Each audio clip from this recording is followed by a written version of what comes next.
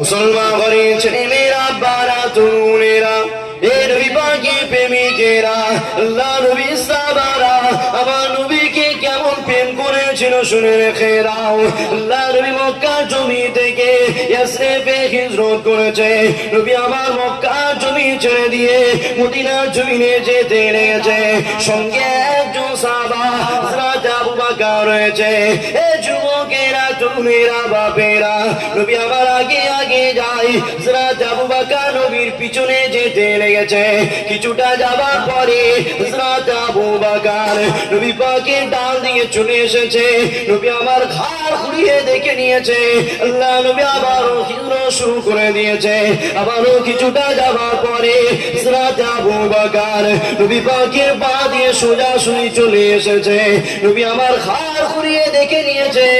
আবার আল্লাহ নবী হাঁটা শুরু করে দিয়েছে। বেশ কিছুটা যাবার পরে হযরত আবু বকর নবী পাকের সামনে দিয়ে চলে এসেছে।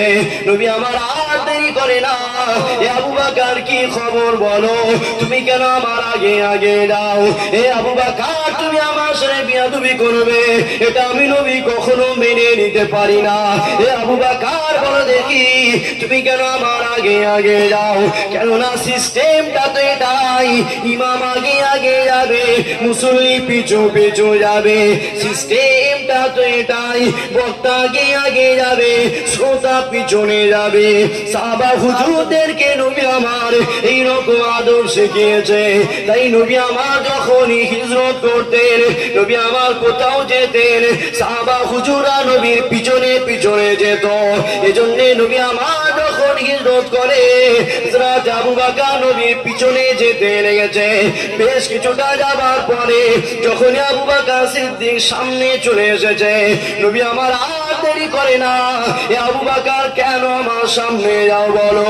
হযরত আবু বকর বলতে লেগেছে, ইয়া রাসূলুল্লাহ, ইয়া হাবিবাল্লাহ, আমি তো আপনার পিছনে যেতেছিলাম। কিছুটা যাওয়ার পরে আমি আবু বকর আমার মনে চিন্তা হলো, কাফেররা তো আপনাকে জানে মারতে চেয়েছিল, মক্কার কাফের বেঈমানেরা তো আপনার জানের দুশমন হয়ে গেছে। আজকে আমি আবু বকর তো আপনার সাথে একা রয়েছি। এজন্য আমার মনে চিন্তা হয় যদি কেউ আপনাকে ডান দিক থেকে আঘাত করে দেয়। এজন্য আমি আবু বকর আপনার প্রেমেতে ডান দিকে দাঁড়িয়ে গেছি। আবারও মনে পড়ে গেছে যদি কেউ বাঁ দিক থেকে আঘাত করে দেয়, এই চিন্তায় বাঁ দিকে দাঁড়িয়ে গেছি। আবারও যখন মনে পড়ে গেছে যদি কেউ সামনে দিক থেকে আঘাত করে দেয়, এজন্য সামনেতে দাঁড়িয়ে গেছি।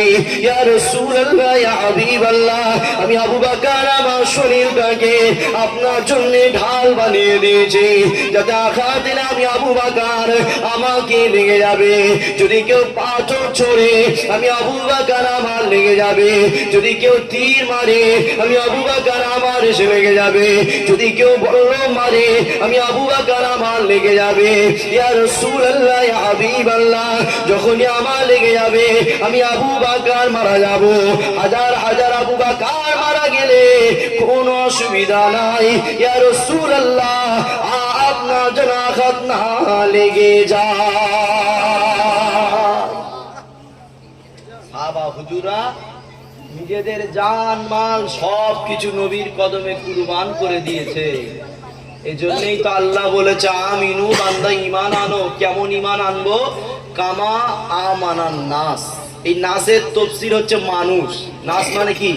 মানুষ। কিন্তু এই জায়গায় বোঝানো হয়েছে মানুষ বলতে নবীর সাহাবা। জোরে বলো সুবহানাল্লাহ।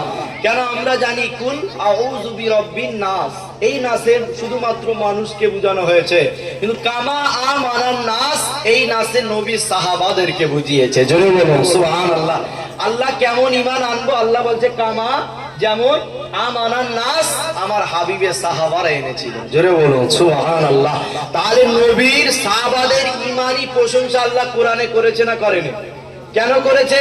সাহাবারা নবী ছাড়া কিছু বুঝতো না। নবীর হ্যাঁ হ্যাঁ আর নবীর নাই না। নবীর জন্য জান মাল সবকিছু কুরবান করে দিয়েছে। তাই আল্লাহ দুনিয়ার মানুষকে বলেছে যে আমার হাবিবের সাহাবাদের মতো ঈমান আন। হাবিবের সাহাবারা দুনিয়ায় থাকতে জান্নাত কিনে নিয়েছে। তোরা যদি হাবিবের সাহাবাদের মতো ঈমান আনতে পারিস, তোরাও দুনিয়া থেকে জান্নাত কিনতে পারবি। জোরে বলো সুবহানাল্লাহ। অসুবিধা নাই তো, এই যে দুনিয়াতে জান্নাত কিনতে পারবি, এটা অসুবিধা নাই তো? কারণ আল্লাহ বলেছে, বান্দা তোরা আমার সঙ্গে ব্যবসা কর। কে বলেছে? আল্লাহ। কিসের বিনিময়? জান আর মালের বিনিময় আমার সঙ্গে ব্যবসা কর, বিনিময় আমার দয়ার জান্নাত দেবো। জোরে বলো সুবহানাল্লাহ। তাহলে আল্লাহর সঙ্গে ব্যবসা আছে না নাই? আল্লাহর সঙ্গে ব্যবসা করলে কি হয়? জান্নাত পাওয়া যায়। মুসলমান ঘরে ছেলেমেয়েরা, বারা তরুণেরা, এর বিপাকে প্রেমিকেরা, তাহলে আমাদের ইমান কেমন আনতে হবে? সাহাবা হুজুরা যেমন ইমান এনেছে, আমাদের নবীর প্রেম কেমন করতে হবে? সাহাবা হুজুরা যেমন করেছে।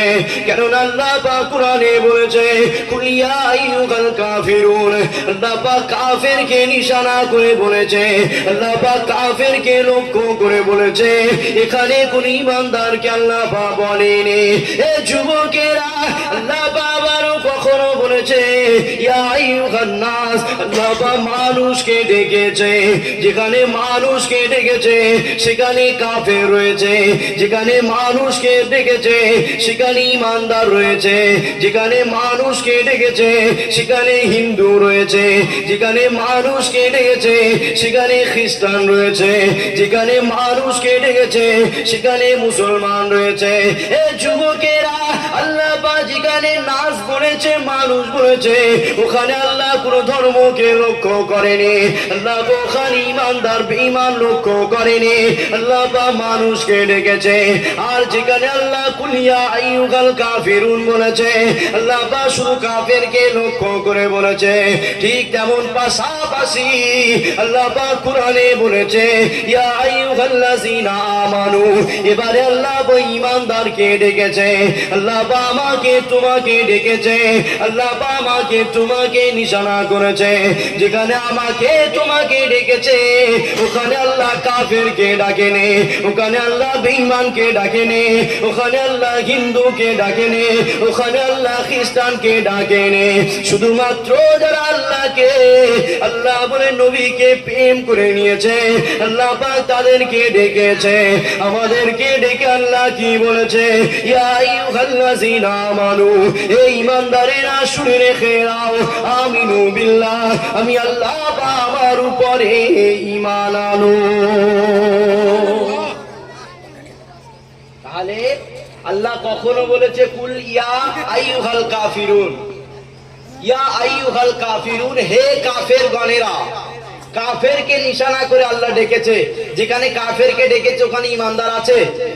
একটু জোরে বলেন না, ওখানে ঈমানদার আছে? আর আল্লাহ আবার কোথাও বলেছে ইয়া আইয়ুহান নাস। এই নাসের তাফসীর মানুষ। আল্লাহ যেখানে মানুষ বলেছে সেখানে হিন্দু রয়েছে, যেখানে মানুষ বলেছে খ্রিস্টান রয়েছে, যেখানে মানুষ বলেছে মুসলমান রয়েছে, যেখানে মানুষ বলেছে আল্লাহর দাসত্বকারীও রয়েছে, আল্লাহর দাসত্ব যারা করে না তারাও রয়েছে। কেন মানুষ বলেছে? মানুষ কখনো মুসলমান শুধু হয় না, মানুষ কখনো হিন্দু শুধু হয় না, মানুষ কখনো খ্রিস্টান শুধু হয় না। আল্লাহ যেখানে মানুষকে বুঝিয়েছে সেখানে কোনো ধর্মকে লক্ষ্য করে ডাকেনি, শুধু মানুষকে ডেকেছে, মানুষকে ডেকে শিক্ষা দিয়েছে। কখনো কাফেরকে ডেকে আল্লাহ শিক্ষা দিয়েছে। ঠিক তেমন পাশাপাশি আল্লাহ বলেছে ইয়া আইয়ুহাল্লাযীনা আমানু, ঈমানদারকে ডেকেছে। এবার কাদেরকে? আমাদেরকে। আমরা যারা আল্লাহকে আল্লাহ বলে বিশ্বাস করে নিয়েছি, নবীকে প্রেম করে নিয়েছি, আল্লাহ এবারে আমাদেরকে ডাকছে ইয়া আইয়ুহাল্লাযীনা আমানু, হে ঈমানদারেরা, আমিনু বিল্লাহ। জোরে বলুন সুবহানাল্লাহ। আল্লাহ বলছে তোরা, আমি আল্লাহ আমার উপরে ঈমান আন। এখন প্রশ্ন, আল্লাহ কাদেরকে ডেকে ঈমান আনতে বলেছে? আপনারা শুনছেন তো আমার আলোচনা?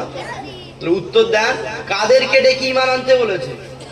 ঈমানদারকে ডেকে ঈমান আনতে বলেছে। আল্লাহ কি ভুল বলেছে? কারো সন্দেহ আছে? ঈমানদারকে কেন আল্লাহ ঈমান আনতে বলেছে? নিশ্চয় আমাদের ঈমান পরিপূর্ণ হয়নি, নিশ্চয় আমাদের ঈমান সাহাবা হুজুরদের মতো হয়নি। তাই তো আল্লাহ কাফেরকে ডেকে বলতে পারত ঈমান আন, বেঈমানকে, হিন্দুকে, খ্রিস্টানকে লক্ষ্য করে বলতে পারত ঈমান আন। আল্লাহ লক্ষ্য করেছে ঈমানদারকে।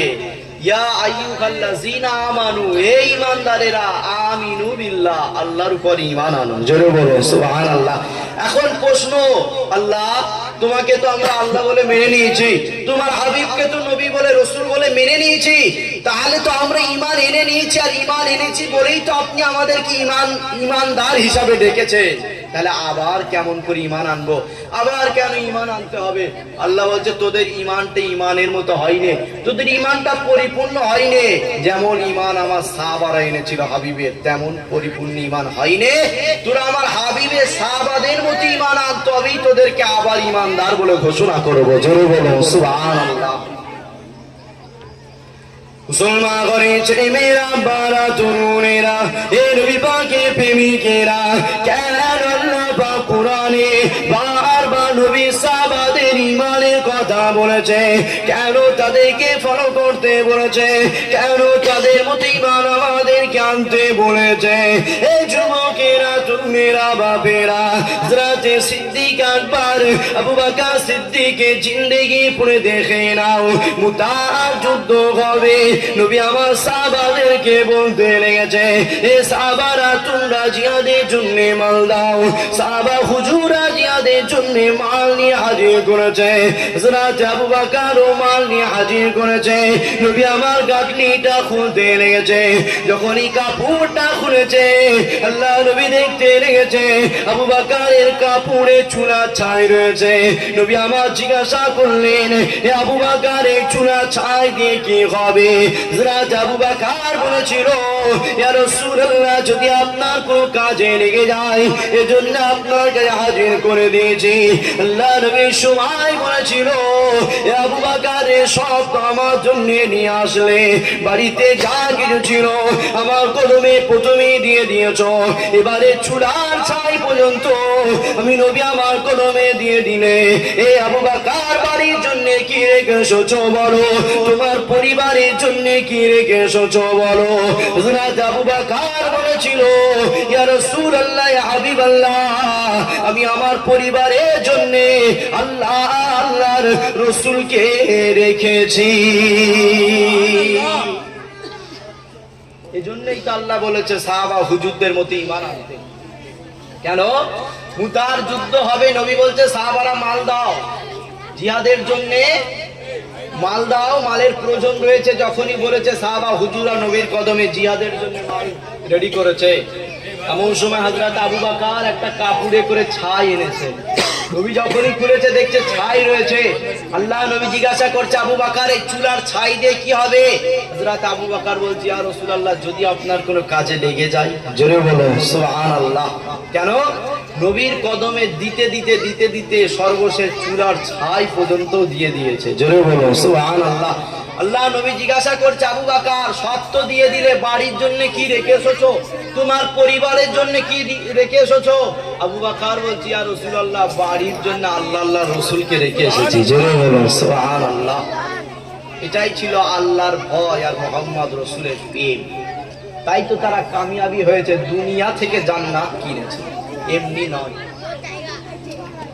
মুসলমান ঘরের ছেলে মেয়েরা, বারা তরুণেরা, এ নবী পাকের প্রেমিকেরা, কোন আবু বকরের কথা বলছি শুনে রেখে দেন। যে আবু বকরকে আল্লাহ এত ধনী বানিয়েছিল, যে আবু বকরকে আল্লাহ এত অর্থশীল করেছিল, আবু বকর এসে দেখা করতে গেলে সাধারণ মানুষগুলোকে এক সপ্তাহ সময় লেগে যেত। আবু বকর সিদ্দিক এসে কথা বলতে গেলে মানুষকে লাইন দিয়ে দাঁড়িয়ে থাকতে হতো। এ যুবকেরা, ওই আবু বকর এক তারিখে রাতে বিলাল হুজুরের পাশে বসে গল্প করে, আর বিলাল হুজুর যার বাড়িতে কৃতদাস এসেছিল, বিলাল হুজুর যার বাড়িতে কাজ করত, উমাইয়া দেখে ফেলেছে। উমাইয়া বলতে লেগেছে, হে আবু বকর, তুমি কি জানো, তুমি কার সঙ্গে গল্প করো? তুমি যে বিলালের সঙ্গে গল্প করো, ওই বিলাল আমার বাড়িতে কৃতদাস হয়েছিল। তুমি যে বিলালের সঙ্গে গল্প করো, ওই বিলাল আমার বাড়িতে চাকর হয়েছিল। তুমি যে বিলালের সে গল্প করো, ওই বিলাল আমার বাড়িতে গোলাম হয়েছিল। এ আবু বকর শুনে রেখে নাও, যদি তুমি ইসলামের দিকে যাওনি, যদি তুমি মুহাম্মদকে মেনে নাওনি, আবু বকর তোমার অনেক সম্মান ছিল, তোমাকে আল্লাহ এত সম্মান দিয়েছিল। তোমার সাথে দেখা করতে গেলে সাধারণ মানুষকে এক সপ্তাহ সময় লেগে যেত, তোমার সাথে কথা বলতে গেলে মানুষদেরকে লাইন দিতে হতো। এ আবু বকর শুনে রেখে দাও, যেদিতে মুহাম্মাদের দিকে গেছো, যেদিতে তুমি ইসলামের দিকে গেছো, আবু বকর তোমার সম্মান কমে গেছে। এজন্য গোলামের পাশে বসে গল্প করো। যখন এই কথা আবু বকর কে উমাইয়া বলেছে, আল্লাহ পাক সঙ্গে সূরা নাযিল করেছে, হে আমার হাবিব আপনি বলে দেন আবু বকর ভুল করেনি, আবু বকর লস করেনি। কেননা উমাইয়া বলেছিল, হে আবু বকর তুমি ইসলামের দিকে গিয়ে ভুল করেছো, তুমি মুহাম্মাদের দিকে গিয়ে ক্ষতি করেছো। যখন এই কথা উমাইয়া বলেছে, আল্লাহ পাক সঙ্গে হাবিবকে ডেকে জানিয়েছে, হে আমার হাবিব আপনি বলে দেন আবু বকর ক্ষতির দিকে নয়, আবু বকর লস করেনি। কেননা আবু বকর তো আমার বন্ধু মুহাম্মদকে মেনে নিয়েছে। এ আমার হাবিব আপনি জানিয়ে দেন, যারা আপনাকে মেনে নেয়নি উমাইয়াই ক্ষতি করেছে। চিন্তা করে আবু বকর সিদ্দিককে আল্লাহ কত সম্মান দিয়েছে, যে আবু বকরের সাথে দেখা করতে গেলে এক সপ্তাহ সময় লাগতো, যে আবু বকরের সাথে কথা বলতে গেলে মানুষকে লাইন দিতে হতো। সেই আবু বকর 1 তারিখে হযরতে বিলাল হুজুরের পাশে বসে গল্প করছে। বিলাল হুজুরটা কে চেনেন তো? কে ছিলেন বলেন তো? নবী মুয়াজ্জিন। নবী যে মসজিদে ইমামতি করতে, সেই মসজিদে হযরতে বিলাল হুজুর আযান দিতেন। ওই বিলাল হুজুরকে যখনই আবু বকর সিদ্দিকের সঙ্গে গল্প করতে দেখেছে, বিলাল হুজুর তো মক্কার জমিনে একজনের চাকর কৃতদাস হয়ে এসেছিল, তাই সেই ব্যক্তিটা দেখতে পেয়েছে বিলাল হুজুর যার বাড়িতে কাজ করতো। বিলাল হুজুরের ওই মুনিব বলছে, আবু বকর তুমি কি জানো কার সঙ্গে গল্প করছো? তুমি একটা গোলামের সঙ্গে গল্প করছো, তুমি একটা চাকর, তুমি একটা কৃতদাসের সঙ্গে গল্প করছো। কেন উমাইয়া তো জানে না যে বিলাল হুজুরকে আল্লাহ কি সম্মান দিয়েছে। বিলাল হুজুরকে লক্ষ্য করে নবী বলেছে, বিলাল তুমি আমি নবী, আমারও আগে জান্নাত চলে যাবে। জোরে বলো সুবহানাল্লাহ। কিন্তু উমাইয়া তো নবীকে মানে না, আল্লাহকে মানে না, কুরআন হাদিস সম্পর্কে জানে না। এজন্য উমাইয়ার ভুল ধারণা যে বিলাল গোলাম, উমাইয়ার ভুল ধারণা বিলাল চাকর, উমাইয়ার ভুল ধারণা যে বিলাল কৃতদাস। কিন্তু উমাইয়া এটা জানে না যে বিলাল দুনিয়ার জমিতে জান্নাত কিনে নিয়েছে। জোরে বলুন সুবহানাল্লাহ। তাই উমাইয়ার যে ভুল ধারণা, ওই ভুল ধারণার দিকে তাকিয়ে বলছে, আবু বকর তুমি একটা গোলামের সঙ্গে কথা বলছো, যে গোলামকে আমি লাথি মেরেছি, যার উপরে আমি অত্যাচার করেছি, আমার বাড়িতে কাজ করতো, আজকে তার সঙ্গে তুমি গল্প করো? আবু বকর তুমি যেদিন ইসলামের দিকে ছিলে না, তুমি যেদিন মুহাম্মাদের দিকে যাওনি, আবু বকর তোমার এত সম্মান ছিল, তোমার সাথে দেখা করতে গেলে মানুষকে 1 সপ্তাহ সময় লাগতো, তোমার সাথে কথা বলতে গেলে মানুষকে লাইন দিতে হতো। আবু বকর যেদিন থেকে তুমি ইসলামের দিকে এসেছো, কোরআনের দিকে গিয়েছো, মুহাম্মাদের দিকে গিয়েছো, তোমার সম্মান কমে গেছে, তাই ওই গোলামের পাশে বসে গল্প করছো। যখনই এই কথা উমাইয়া আবু বকর সিদ্দিককে বলেছে, আল্লাহর সঙ্গে সঙ্গে কোরআনে সূরা নাজিল করে বলেছে, ওয়ালা আস, আল্লাহ আসরের কসম করেছে, নিজে সময়ের কসম করে আল্লাহ বলছে, ইন্নাল ইনসানা লাফি খুসর, নিশ্চয়ই মানুষ ক্ষতিগ্রস্তের মধ্যে। কারা? ইল্লাল্লাযিনা আমানু, যারা ঈমান আনেনি। জোরে বলো সুবহানাল্লাহ। আল্লাহ বলছে, হাবিব তুমি গিয়ে বলে দাও আবু বকরকে ক্ষতির দিকে বলেছে, আবু বকর তো ক্ষতির দিকে নয়, আবু বকর তো লস করেনি। কেন? আবু বকর তো আপনাকে মেনে নিয়েছে, আবু বকর আমি আল্লাহ আমাকে মেনে নিয়েছে, আবু বকর তো ঈমান এনে নিয়েছে, আবু বকর ভুল করেনি, আবু বকর ক্ষতির দিকে নয়। হাবিব আপনি বলে দেন, যারা আমি নবী আমাকে মানেনি, ওই উমাইয়াই ক্ষতি করেছে। জোরে বলুন সুবহানাল্লাহ। আল্লাহর পক্ষে থাকলে আল্লাহ সহযোগিতা আসে না? আসে না? আবু বকর সিদ্দিক আল্লাহর পক্ষে ছিল, আল্লাহকে ভালোবেসেছিল, মেনেছিল, ভয় করেছিল, নবীকে প্রেম করেছিল। এই জন্য কাফের আবু বকর সিদ্দিককে কটূক্তি করেছে, আল্লাহ কোরআনে সূরা নাজিল করে জবাব দিয়েছে। এটাই হলো ইমানি পরিচয়। ইমানদারদের তো কোনো ভয় না, লা খাউফুন আলাইহিম ওয়া লা হুম ইয়াহজানুন। ইমানদারদের ভয়ও নাই, দুঃখও নাই। জোরে বলুন সুবহানাল্লাহ। কিন্তু ইমানদারদের সব সময় আল্লাহ রয়েছে। হ্যাঁ, এই বিশ্বাস আমাদের আছে। এ যুবকেরা, এ নবী পাকের প্রেমিকেরা, কোন আবু বকরের কথা বলছি শুনে রেখে দেন। হযরত আবু বকর সিদ্দিক এক তারিখে মদিনা নববী শরীফে দাঁড়িয়ে আছে, সমস্ত সাহাবা হুজুরা দাঁড়িয়ে আছে, আল্লাহ নবীও দাঁড়িয়ে আছে। নবী আমার আবু বকরের হাত থেকে ধরেছে। এই সাহাবারা শুনে রেখে দাও, এই সে আমার আবু বকর, যে আবু বকর ইসলামের জন্য সব কিছুই দিয়েছে। নবী নিজে সার্টিফিকেট দিচ্ছে। মদিনা নববী শরীফে সাহাবারা আছে, নবী আছে, আর হযরত আবু বকর সিদ্দিকের হাতটা ধরেছে। আবু বকর শোনো, সাহাবারা শোনো, এই সেই আমার আবু বকর, যে আবু বকর ইসলামের জন্য সব কুরবান করে দিয়েছে। জোরে বলুন সুবহানাল্লাহ। আবু বকর সিদ্দিক কেঁদে ফেললেন, চোখে পানি এসে গেছে। আল্লাহর নবী বলছে, আবু বকর কাঁদছে কেন? ইয়া রাসূলুল্লাহ, কি বলেছেন আরেকবার বলেন। হে সাহাবারা, এই সেই আমার আবু বকর, যে আবু বকর ইসলামের জন্য সবকিছু দিয়েছে। দ্বিতীয়বার যখন বলেছে তখন আবু বকর সিদ্দিকের চোখে পানি, আবু বকর সিদ্দিক কাঁদছে।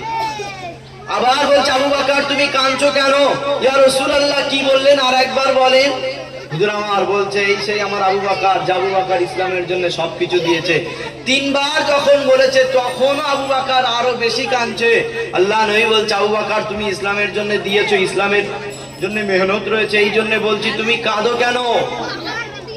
যখনই এই কথা বলেছে হযরত আবু বকর জবাব দিচ্ছে, ইয়া রাসূলুল্লাহ, হাবিবাল্লাহ, যেদিন থেকে আপনার কদমে আসিনি, যেদিন আপনাকে নবী বলে মানিনি, যেদিন আল্লাহর দিকে যাইনি, সব কিছু আমি আবু বকর আমার ছিল, অনেক টাকা ছিল, অনেক পয়সা, অনেক অর্থ ছিল, কিন্তু যেদিন থেকে আপনার কদমে গেছি, সম্পদ, টাকা পয়সা অনেক দূরের কথা, আমি আবু বকর আমিও আপনার হয়ে গেছি। জোরে বলুন সুবহানাল্লাহ। প্রেম কাকে বলে দেখে, সাহাবাদের সামনে পরিচয় দিচ্ছে যে এই সেই আমার আবু বকর, যে আবু বকর ইসলামের জন্য সবকিছু দিয়েছে। তা আবু বকর কাঁদছে, হুজুর আমি আমার কিছু দিতে পারিনি, এটা বলেন খুশি হব যে আমি আবু বকর আপনার মাল আপনাকেই দিয়েছি। জোরে বলুন সুবহানাল্লাহ। কেউ যেদিন থেকে আপনাকে চিনিনি, আপনাকে মানিনি, আপনার কদমে আসিনি, যেদিন সব আমার ছিল, যেদিন থেকে আপনার কদমে গেছি, জান মাল বাপ মা সবকিছু আপনার কদমে কুরবান করে দিয়েছি। জোরে বলুন সুবহানাল্লাহ। এটাই ছিল নবীর সাহাবাদের। মুসলমান ঘরের ছেলেমেয়েরা, বারা তরুণেরা, এই নবী পাকের প্রেমিকেরা, আল্লাহ নবীর সাহাবারা নবীকে কেমন প্রেম করেছিল শুনে রেখে দাও। এ যুবকেরা, মুতার যুদ্ধ হবে, আল্লাহ নবী 3000 সাহাবাকে ঠিক করে দিলেন। হযরতে জায়েদ হুজুরকে ঠান্ডা দিয়ে দিলেন, হযরতে জায়েদ হুজুরকে নেতৃত্ব দিয়ে দিলেন। এ জায়েদ চলে যাও, মুতার যুদ্ধে আমার সাহাবাদেরকে নিয়ে চলে যাও। হযরতে জায়েদ হুজুর 3000 সাহাবাদেরকে নিয়ে মুতার যুদ্ধে রওনা হয়ে গেলেন। কিছুটা যাওয়ার পরে যুদ্ধের মুখোমুখি হয়ে গেছে। ওদিকে সৈন্য দাঁড়িয়ে আছে ইসলামের বিরুদ্ধে, ওদিকে পালোয়ান দাঁড়িয়ে আছে কুরআনের বিরুদ্ধে, ওদিকে সৈন্য দাঁড়িয়ে আছে নবীর দ্বীনকে মিটাবার জন্য। অপরদিকে 3000 সাহাবা আর কাফের বেঈমানের দিকে 2 লক্ষ সৈন্য দাঁড়িয়ে গেছে। যখনই যুদ্ধের মুখোমুখি হয়ে গেছে, কাছাকাছি চলে গেছে, হযরতে জায়েদ আমার বলতে লেগেছে, এ নবী সাহাবারা শুনে রেখে দাও, এখনো সময় আছে, কেননা এখনো যুদ্ধ শুরু হয়ে যায়নি, এখনো সময় আছে, আমরা জিহাদের ময়দানে পৌঁছে যাইনি। এ নবী সাহাবারা শুনে রেখে দাও, ওদের হাতে তরোয়াল রয়েছে, ওদের কাছে যুদ্ধের পোশাক রয়েছে, ওদের কাছে ধারালো অস্ত্র রয়েছে, ওদের কাছে বড় বড় মেশিন রয়েছে। এ নবী সাহাবারা, ওদের দিকে 2 লক্ষ মানুষ রয়েছে, সংখ্যাতে ওদের দিয়ে বেশি রয়েছে, আর আমাদের দিকে মাত্র 3000 রয়েছে।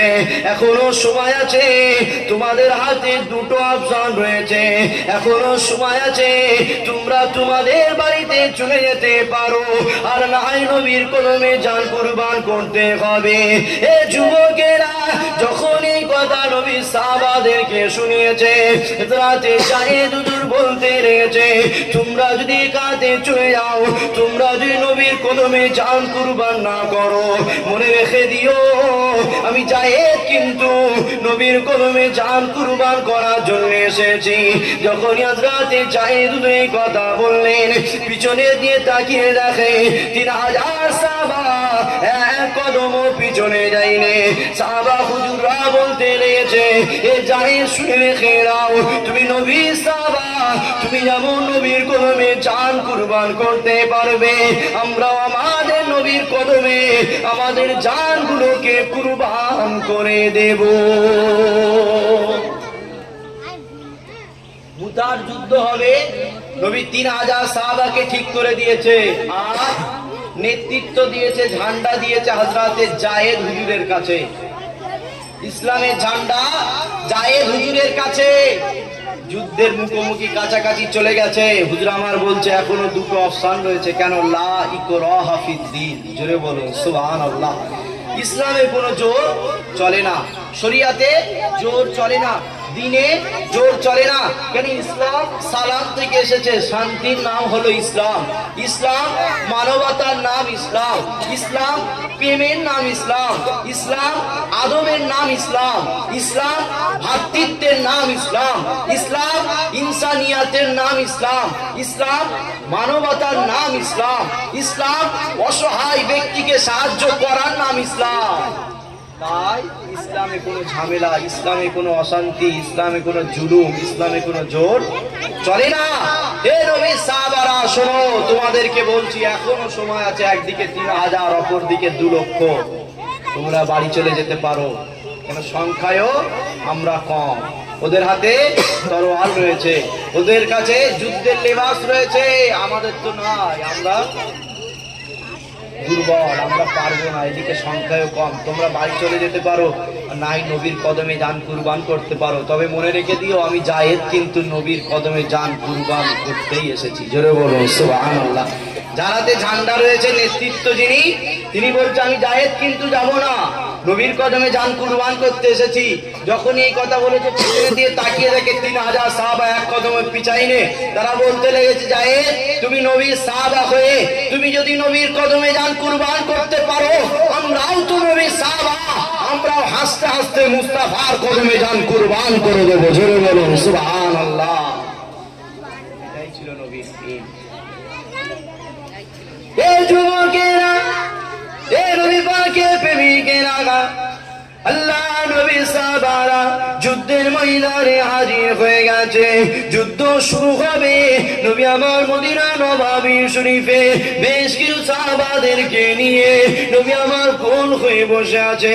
হযরত আনাস হুজুর আমার বলতে রয়েছে, নবী আমার মদিনা শরীফে রয়েছে, আমরা সাহাবা আমাদেরকে শোনাতে লেগেছে, নবী সাহাবারা যুদ্ধের ময়দানে গেছে।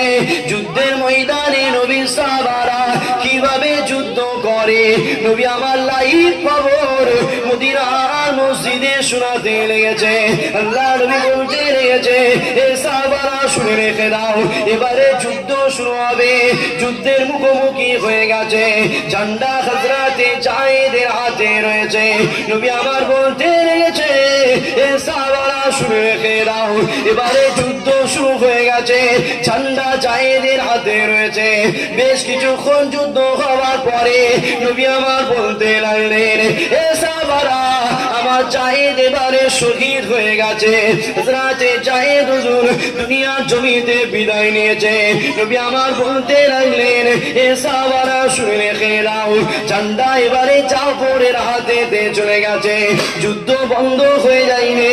যায়েদ ইন্তেকাল হয়ে গেছে তো কি হয়েছে, ইসলামের ঝান্ডা জাফর নিয়ে নিয়েছে।